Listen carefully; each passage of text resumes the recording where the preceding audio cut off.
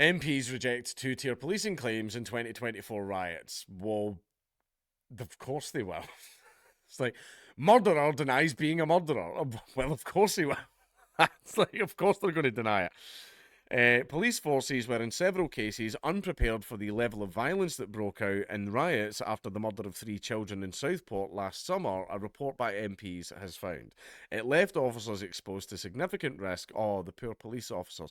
The Home Affairs Committee said in disorder that saw attacks on mosques and hotels housing asylum seekers. However, the report said the policing response was entirely appropriate given the violence and criminality, with no evidence to suggest two-tier policing. There are people still in prison over posts they made on Facebook. Very severe sentences as well for what they did.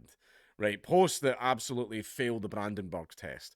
Very severe sentences. There were people that were getting jailed just for filming the riots, not taking part. They were just filming it and they were just like there. And they get sent to jail for that. It's absolutely. But then you're getting asylum seekers doing all manners of stuff and they're not even getting deported because he's got depression, so we can't send him back to Afghanistan. It's a joke, right? There is 100% two-tier policing. The police lead for the national response said the report rightly praises the efforts of officers and staff, adding the recommendations will be considered. Disorder broke out across the country following the fatal stabbings of Baby King, 6, Elsie Dot Stancombe, 7, and Alistair Silva Aguiar, 9, at a Taylor Swift themed dance and yoga event in Southport in July 2024. 8 further children and 2 adults were also injured in the attack.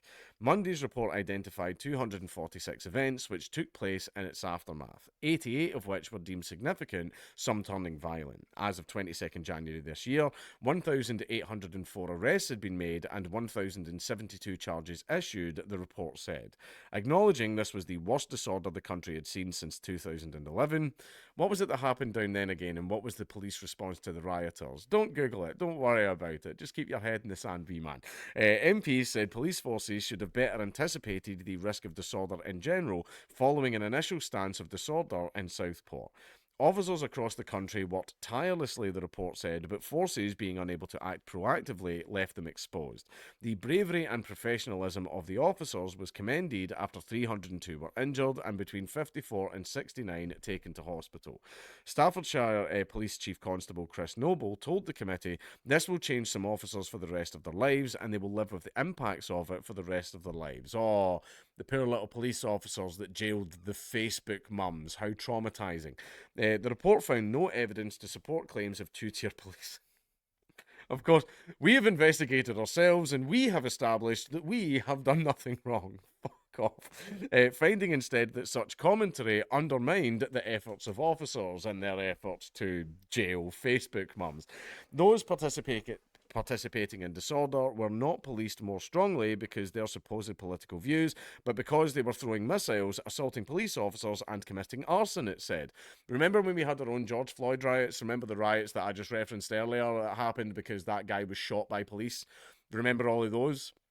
The police response to them was, remember all the Antifa riots when we were all getting attacked back in 2018-19 and all that? Yeah, the police response was nowhere near what it was in Southport. They all got away with it. There wasn't a single arrest charge. All they had their faces covered, so we don't know who they were. Sorry. But then when there was riots about Tommy Robinson being jailed, 3 days. They had everyone. They had everyone in 3 days. But you're trying to say there's no two-tier policing. You're pissing on our leg and telling us it's not raining. Telling us it's raining. Shut the fuck up.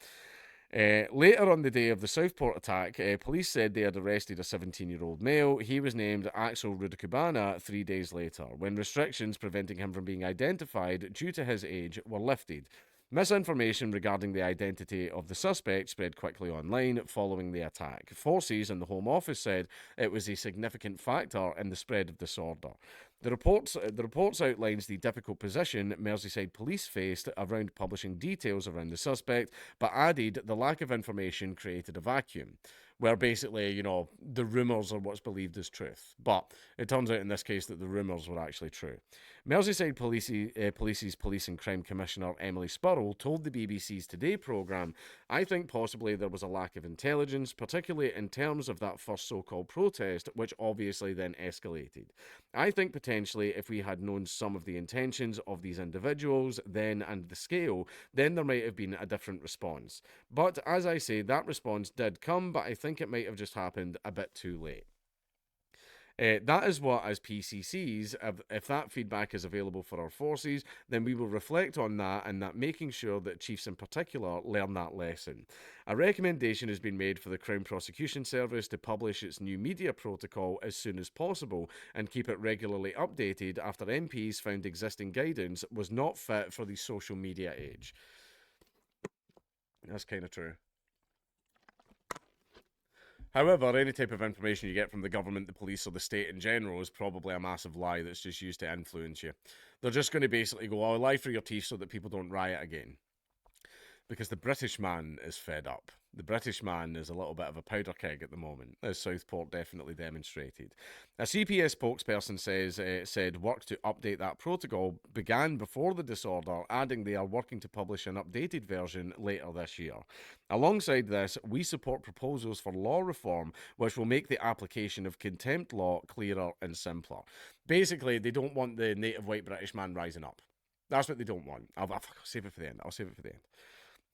Chief Constable B.G. Harrington, who led the national response, said, "We are pleased that the report robustly disagrees with the notion of two-tier policing." Of course, you're going to love that, because that's your arse not in the line anymore. We are also appreciative of the consideration given to the dangerous and of mis- and disinformation on social media, which remain substantial areas of risk for policing. Committee Chair Dame Karen Bradley said, "Lessons must be learned from the way the criminal justice system worked as a whole. It will need to ensure that police forces can improve how they deal with regular policing work, as well as supporting them to develop capacity to respond to crises." A government spokesperson says they were working closely with police to both improve national decision making and support for officers. And here we are at the end of the article. Now,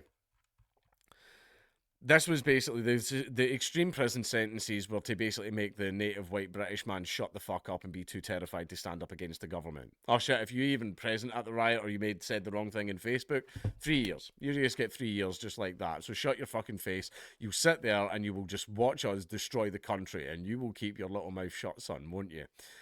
Right, but however, things like this, weirdly enough, help. Right, because basically, we all saw what they did. We all saw what they did to the Facebook mums and the working class and the people that are fed up of what their country's turning into, and they felt helpless to stop any of it. Right? They got a little bit upset about it. They fucking expressed that through riots, which, as far as I knew, when the left do it, it's completely fucking fine and none of them get arrested. Right? So the right thought that they could do it as well, but apparently not. The right's not allowed to riot. As they say, a riot is the voice of the unheard. Right? But apparently it's not okay when the right wing do it. So an example was made of all the little Facebook mums to terrify people from doing it ever again. However, again, we all saw what they did. We aren't able to talk about it openly, but we can talk about it with each other in the privacy of our own homes and bars, and that message can still spread around. And a lot of the people that were sent to jail all had children. Oh, why was Daddy in children? Why was Daddy in children? Oh, wow. Hopefully Daddy was never in children. Fucking hell. Well, if Daddy was in children, Daddy deserves prison. But what I meant to say was, why was Daddy in prison? Oh, Daddy stood up against the government. That's why Daddy was missing for a good few of your very formative years where you needed him the most when you were a small child. That's why Daddy was away in prison. The government took him from you. The government took him away from you because Daddy stood up to them. What do you think is going to happen to those children when they grow up? What are those children going to think of the government when they grow up?